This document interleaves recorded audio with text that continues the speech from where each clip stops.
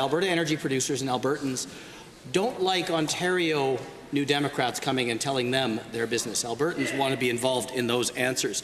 But, Madam Speaker, I will say the challenge facing our province is absolutely extraordinary. But desperate times call for desperate measures. In the short term, curtailing oil production would be a dramatic step. But having personally talked with many industry experts over the last week, I believe it's the right thing to do, to maximize the value of the resource that all Albertans own. Again, to the Minister, will you agree to temporarily curtail production? Thank you very much, Mr. Speaker. I rise to the table the requisite 5 copies of the Alberta Party Caucus Shadow Budget 2018, a document that balances in 4 years while making increased investments in education, justice, social services and innovation. 69% of kids in care are Indigenous. And only roughly 5 to 10% of kids in the province of Alberta are Indigenous. So there's that vast overrepresentation. And that's why I've moved this amendment, which will create a review committee composed of 1 or more persons who are representative of Indigenous communities, guardians and caregivers of children, providers of services to children and families, and 1 or more members from each caucus represented in the Legislative Assembly. That, I hope, creates the same and carries on the same spirit of cross-partisan work focused on outcomes. I've been pushing this government to come up with a proper plan for dementia care for nearly 2 years, but Albertans continue to struggle.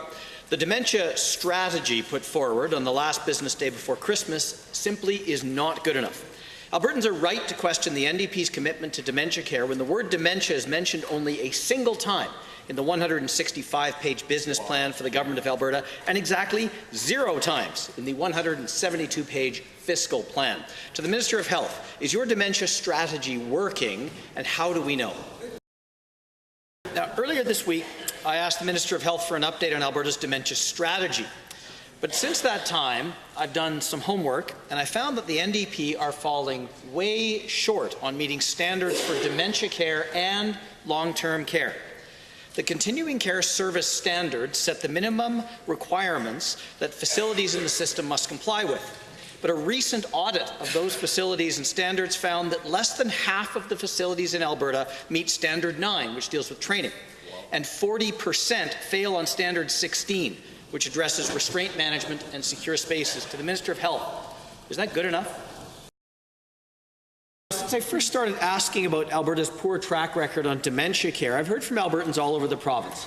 They've shared their stories of poor conditions in long-term care facilities, real struggles accessing home care, and continued stigma around dementia and aging in general. Recently, the Dementia Network Calgary released an advocacy survey. 88% of respondents felt that Alberta's dementia strategy should shift from a task-based model to a relational model of care. To the Minister of Health, is that on your radar? And if so, what are you doing to make it happen? The NDP's handling of power purchase arrangements may be the single greatest scandal of this government's short tenure, and that is saying something. Their ham-fisted mismanagement of this file has cost Albertans over $1 billion, but yesterday the Minister of Environment and Parks said repeatedly that the resolution with ENMAX will have no impact on taxpayers. This seems to defy logic. Maybe the Premier can help us out. To the Premier, can you confirm that this settlement will actually cost Albertans $0 in any way? But I think we also have to acknowledge that there have historically been some tremendous shortcomings in Alberta's child intervention system, and nowhere is that more true than in Indigenous children's experience, Indigenous families' experience with the child intervention system. It has, for many, many, many years, been an extension of a colonial attitude which is manifest in residential schools, is manifest historically in the 60s scoop, and in many ways, and we heard this from many Indigenous people through the process, it feels like the child intervention system is really no different than those things. It is about separating Indigenous kids from their families, and that must end. And I believe that Bill 22 is an important step in the right direction. Not an end in itself. I don't think we're there yet, but I think it is an important step in the right direction. Alberta has benefited greatly from the energy industry through our history, that benefit has not always been evenly distributed through our province, be that geographically or socially. And so one of the things I think is important is that we use whatever funds that are generated from a bill like this, using a portion of those to ensure that everyone around the province, those in underrepresented groups, and both geographically defined and otherwise, have an opportunity to participate.